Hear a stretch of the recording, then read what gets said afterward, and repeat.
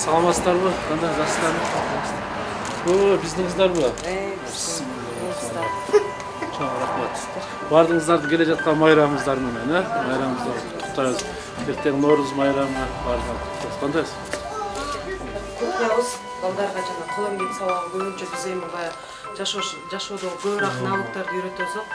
Бала өзүн-өзү тейлөө, өзүн-өзү бир тамак бышырып жейт дегенде ушу чоң класстагы бул жак кухнябыз.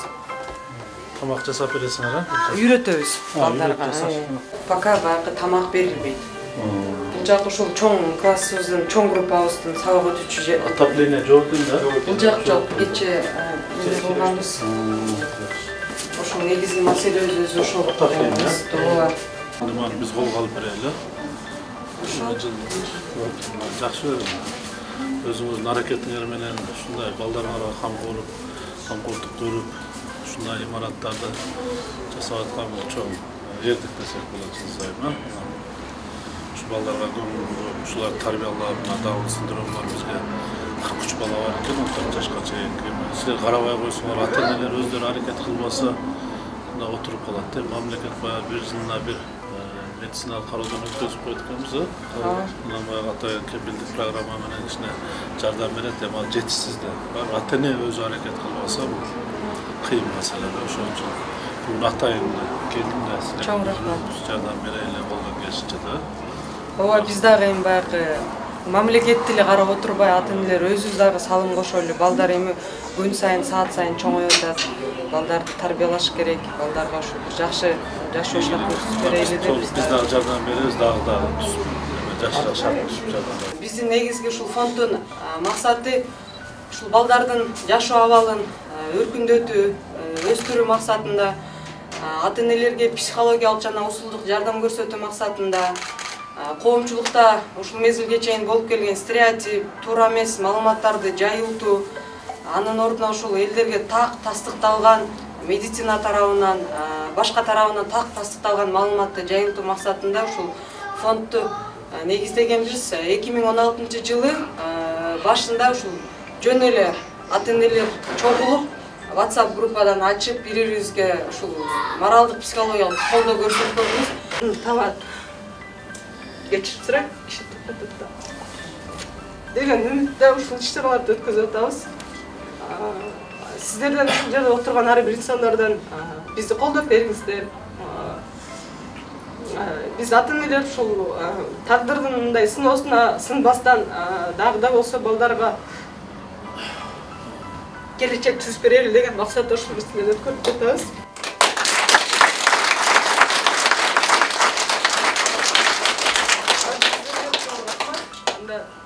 Сөздү ушул Ош шаарынын мэри Талайбек Насибович сизге берсем. Ата-энелер берилип, өзү бел байлап, чуркап аракет кылбаса, биз билбей деле калмакпыз. Мына мен кечээ келип 10 мүнөттөй кабыл алдым, канча менин жүрөгүм ачылды да. Ушу тез эле келип, мындай жардам бергим келип атат. Ошон үчүн мына бир жылга ушул жерде имаратты арендага алып чыгып, мен чечтим ушул бир жылдык арендасын биринчи биздин кадамыбыз болсун, ушу шаардык мэрия ушул арендасын биз төгүп берели депчи.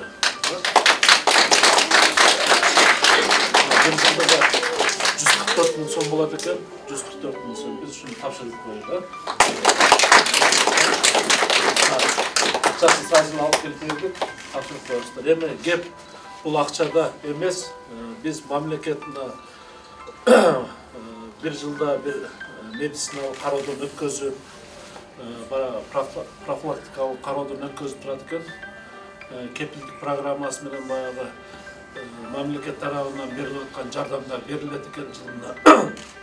Бирок бул аздык кылат да, аздык кылат. Биз эми колдон келишинче баягы көбөйтүп жакшына жардам берсек болот деп. Анан тем более шаардык мэрияда мүмкүнчүлүк бар. Эми карачы ушундай туруп, өзүңөр арендага алып, анан кичинекей жер экен. Биз кечээ сүйлөштүк, эми мен вице-мэрге тапшырма бердим. Кийинки жылы быйылкыга сүрөт этпей, бюджет бекитилип калды.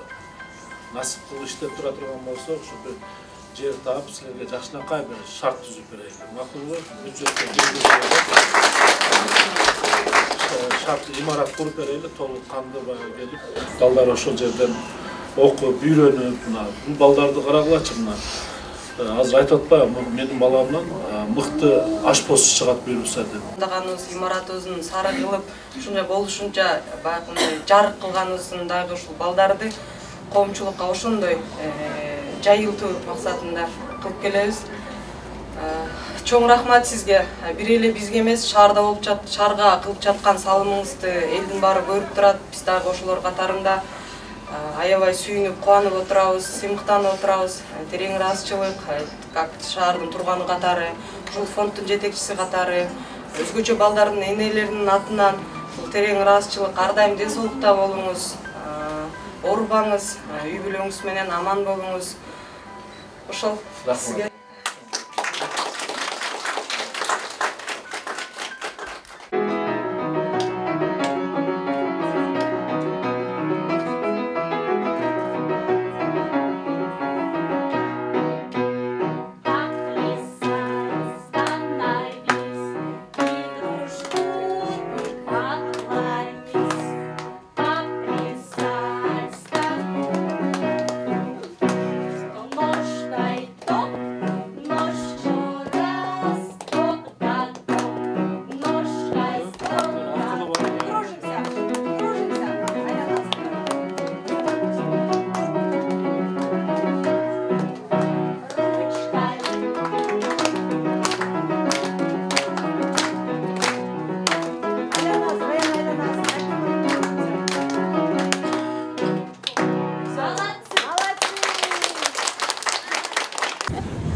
Бүгін өзіңіздерге белгілі болғандай 21 март ушул бүткүл дүйнөлүк Даун синдрому бар балдардын эл аралык күнү белгиленип келет.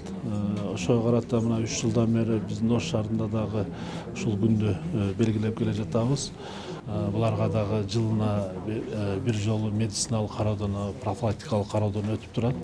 Буларга мамлекет тарабынан соцсачта аркылуу берилген ата-энелердин ушу балдарга бөлүнгөн баягы пособие акчасы дагы берилип турат. Бирок бул жетишсиз деп ойлойм да. Булар дайыма күндүгү ушул балдарга көңүл буруп туруш керек. Себеби булар өзгөчө балдар да. Анан эң негизгиси бул балдарга мындай адистер дагы керек экен. Адистер анан биз ушу Жылдыз айым менен дагы сүйлөштүк. Ушу жылына бир Россияда мына өнүккөн мамлекеттерде ушундай Даун синдромуна кабылган балдарды кандай окутуп үйрөтүп адистикке ээ кылат. Ошолор эң негизгиси биз ушул шаардык мэрия ушул жылына бир 2ден ушу адистерди ушу Москва шаарына жөнөтүп, эгер мүмкүнчүлүк болсо башка мамлекеттерге дагы жөнөткөнгө мына жылына жардам берели деп чечтик да.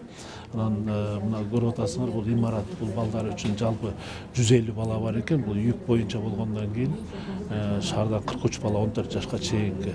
Бирок имарат мындай талапка жооп бербейт десек болот. Биз ушуну мен кечээден бери бүгүн көзүм менен көрөйүн дагы деп келдим. Атайын мына келечекте биз кийинки жылдын бюджетинен карап бир жер дагы карап туруп, анан жакшынакай талапка жооп бере турган ушул балдарга толук шарты менен бар бир имарат куруп берсек дагы деген оюбузга келип турат. Бул шаардык кеңеш менен биргеликте ушул маселени да чечип беребиз деген ойдобуз. Эң негизгиси ушул мен чоң ыраазычылык билдирет элем ушул ата-энелерине ушул балдарды таштап койбой аракет кылып ушул балдарды окутуп үйрөтүп мындай өздөрүнүн аракетине мен чоң мындай кубанып да сүйүнүп да турам.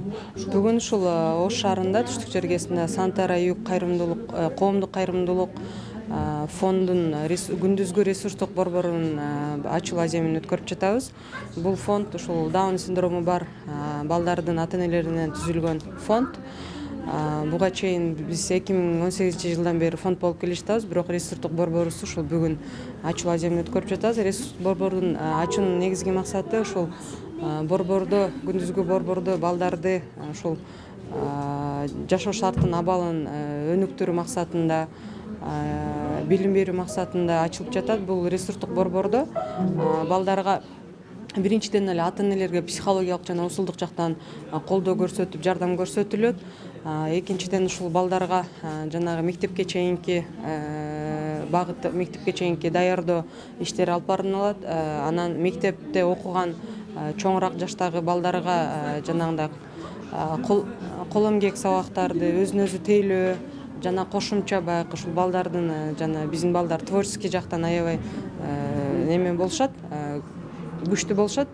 Ошол жактарын баягы өнүктүрүү максатында ачылып жатат жана эң негизгиси бул фонддун негиздеп жаткандагы максат ушул коомчулукка ушул Даун синдрому жөнүндө туура так маалыматты жайылтып жана элдердеги ошол биздин коомчулукта болуп жаткан стереотиптерди жок кылуу максатында биздин балдарды ушул кадимки коомчулукка кошуп инклюзивдүү билим берүү системасын орнотуу максатында ушул фонд ачканбыз. Канча мугалим иштейт? Азыркы учурда ресурстук борбордо 5 адисибиз иштейт. Бул 5 адистин көпчүлүгү эле ошол 4 десем болот. Бул ушул ата-энелерден чыккан, ушул балдардан кийин ушул педагогика билимине окуп, логопеддик билимине окуп, ушул балдардан кийин специалист болгон ата-энелер да. Канча сан Фонддо түштүк жергеси боюнча 150дөн ашын ата-эне бар. Ал эми Ош шаарында ошол 40тан ашын ата-эне биздин фонддо катталган да. канча бала болот? Азыр учурда 18 бала ушул ресурстук борбордо Негизи баланын саны канча болуш керек? бир группада бул эми өзгөчөлүктөрүн эске алганда бир группада 5тен ашпаш керек. Ошол 5 баладан болуп, анан балдардын жанагы өзүнүн өзү балдардын өзгөчөлүгүн эске алган учурда балдар группага бөлүнөт да, жана кичи группа, ортоңку группа, анан чоң группа депчи. Бул нерсе ар бир баланын индивидуалдуу консультациядан кийин гана чечилет да.